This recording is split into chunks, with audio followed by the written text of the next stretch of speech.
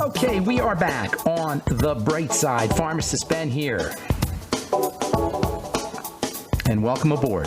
This is your nutritional program dedicated to the understanding of the vast world of nutrition and nutritional supplementation. I'm your host, Pharmacist Ben, nutritional pharmacist from Boulder, Colorado. I use nutritional supplements where other healthcare practitioners use toxic pharmaceutical drugs and deadly medical procedures. If you suspect that there are natural nutritional roads to your health and vitality and well-being and to addressing your health challenges, whatever they may be, but you don't know where to begin, you have come to the right place. As you listen to the bright side every day, you are more and more in control of your body. You are more and more knowledgeable, and you know you can overcome any health challenge. That is why we are here every day on the bright side, helping clear up the sometimes confusing world of nutrition and nutritional supplementation.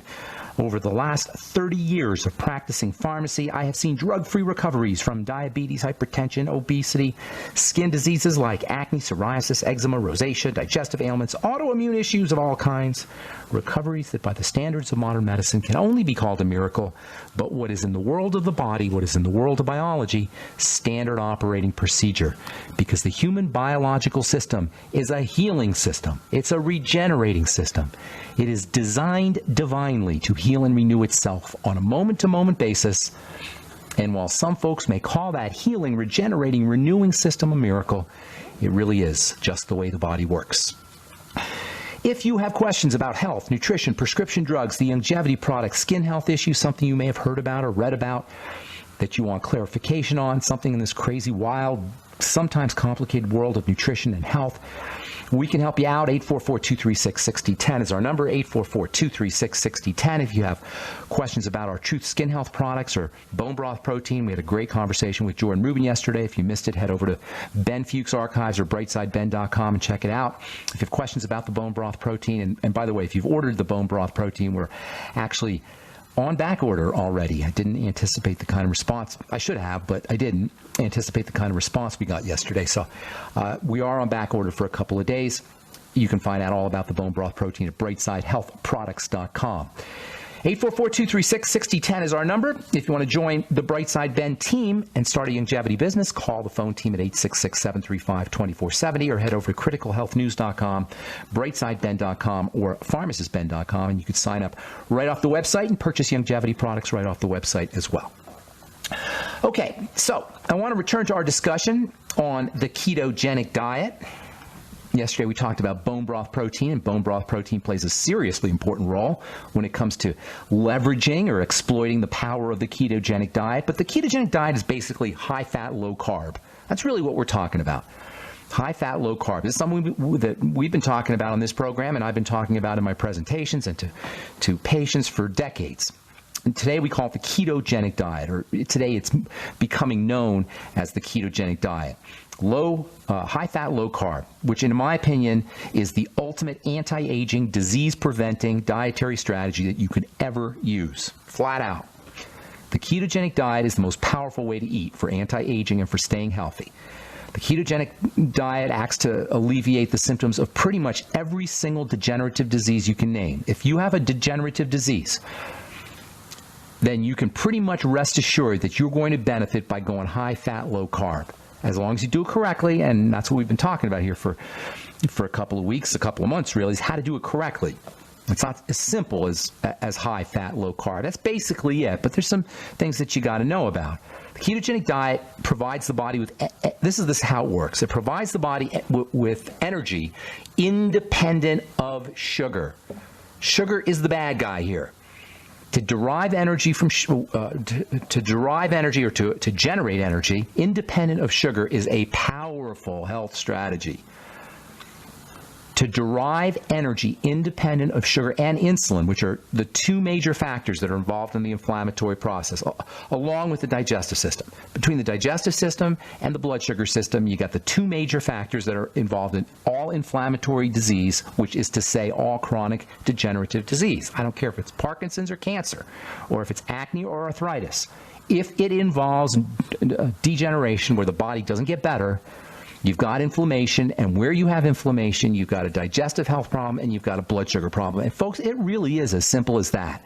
You can throw in the adrenal thyroid link, which is important, But even primal to the adrenal thyroid thing, hypothyroidism and adrenal fatigue, even primal to that, even before that, you've got the digestive system and the blood sugar system. The ketogenic diet allows you to get energy without tweaking, without messing around with the blood sugar system. It's a fat-burning, energy-deriving system.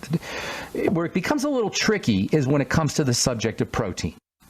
Yesterday, we talked a lot about protein, bone broth protein. And while it's true that protein plays a key role in health, when it comes to ketogenesis, the amount of protein that we eat is something we got to pay attention to. And that's because protein, which is obviously important, our bodies are made up of protein. If you eat too much of it when you're trying to lose weight or when you're trying to generate ketones, you may be disappointed because protein is at least partially anti-ketogenic. The body can turn protein into sugar. It can turn it into carbs, and ultimately it can turn it into fat.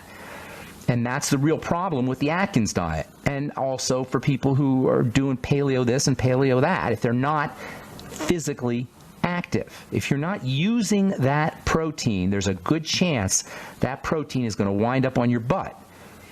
That protein is going to get turned into fat, and that's why you got to be careful with protein, especially if you have some kind of digestive health issue and you're not processing your protein correctly.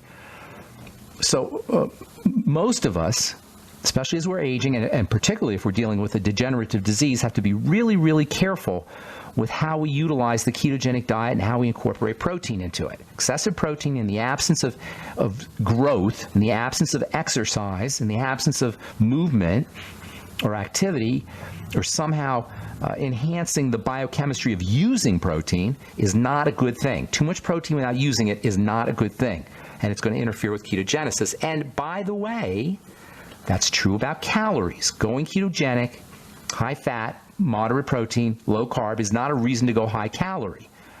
Caloric restriction is always important. The less we eat, the longer we live, as long as we're getting nutriated. Calories represent heat. Calories represent work. Calories represent a shunting of resources, a redirection or reallocating of nutritional resources towards digestion. Not in our interest to do that. It really comes down to that when you think about it. Do you want to use your nutrients to be creative? Do you want to use your nutrients to build muscle? Do you want to use your nutrients for fighting disease or for immunity or for repair? Or do you want to use your nutrients to digest your food? You know what I'm saying? This is why every study that's ever been done on caloric restriction shows that the less you eat, the longer you live, because those nutrients are not being redirected to your digestive system.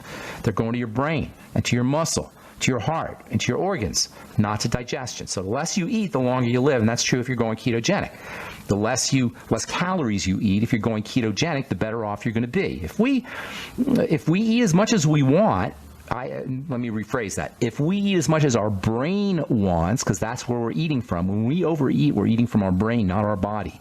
So when we listen to our brain, we'll never stop eating. The brain is never satisfied. You know, if you're eating because you're thinking that you want to eat, then you're eating for your thoughts, and thoughts are never satisfied.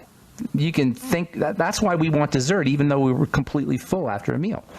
That's why sometimes we're done eating, and an hour later we're looking for more food. At least one of the reasons is because we're eating for thoughts, we're eating for our minds, we're eating for our brains, rather than for our bodies. So, and this is where eating too many calories comes from.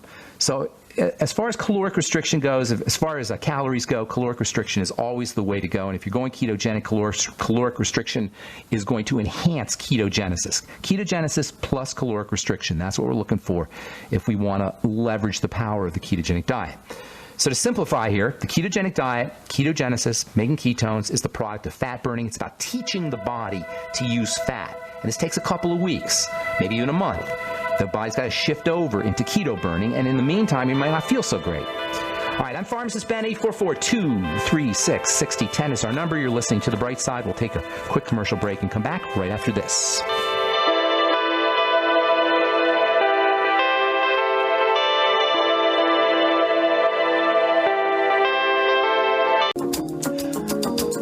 We're back on The Bright Side. I'm Pharmacist Ben. 844-236-6010 is our number, and we do have lines open for you if you have questions about anything we're talking about today. Ketogenesis. If you have experiences with the ketogenic diet, we'd love to hear that.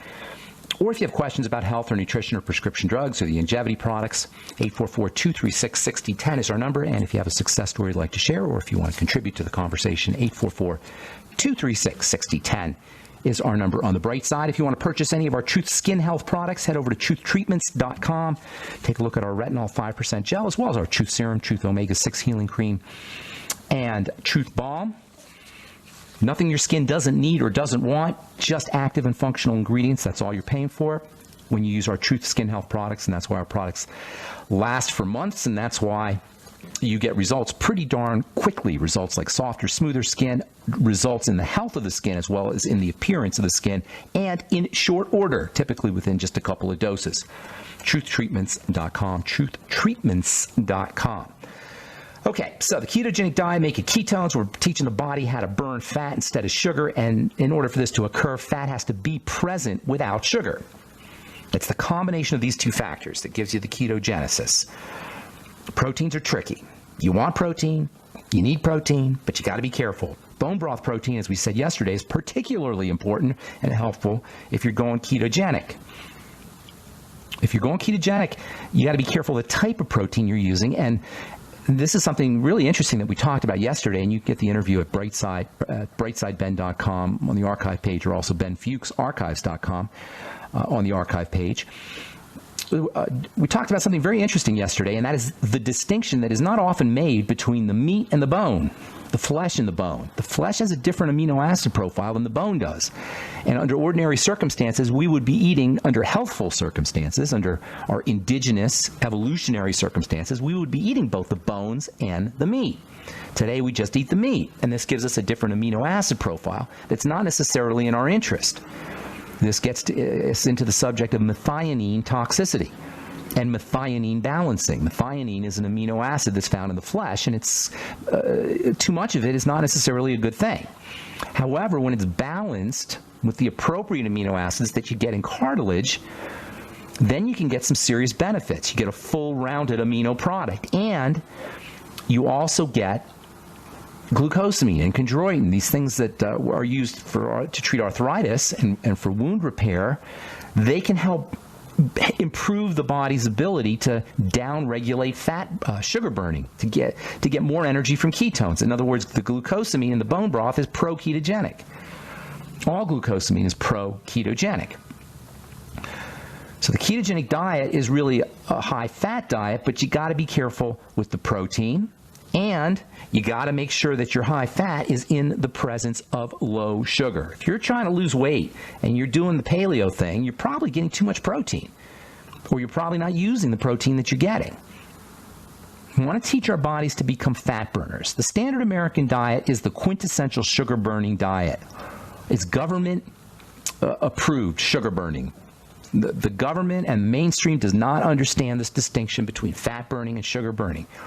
And this is why, according to the government, we're supposed to be eating grains and fruits and veggies and carbs.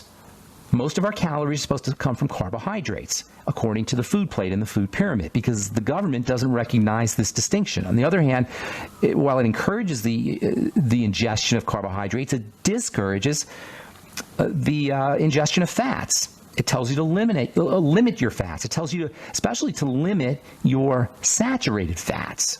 We're still laboring under this illusion that there's something problematic about saturated fats, even though every day another study comes out or another mainstream article comes out that tells us about the importance of butter and coconut oil, which are saturated fats. Eggs are, by the way, another great source of saturated fat. Meat is a source of saturated fat. Saturated fat is good stuff. That seems like heresy to even say it. As I'm saying it, it doesn't even sound right to say it, because I grew up in the 60s and 70s when saturated fat was the bad guy. But via saturated fat, we can run our heart more effectively. Saturated fat supports the ketogenic diet. Unsaturated fat, by the way, you have to be a little bit more careful of. Unsaturated fat is unstable. That's the problem with vegetable oils. That's why sometimes I get into a little bit of trouble here when I support the use of coconut oil and even vegetable oils, and other health care practitioners, including Dr. Wallach, don't necessarily Actually, they're against vegetable oils. They tell you not to use vegetable oils. And I can't disagree with their logic. I just say you got to be careful with vegetable oils. But their logic is the unsaturated fats or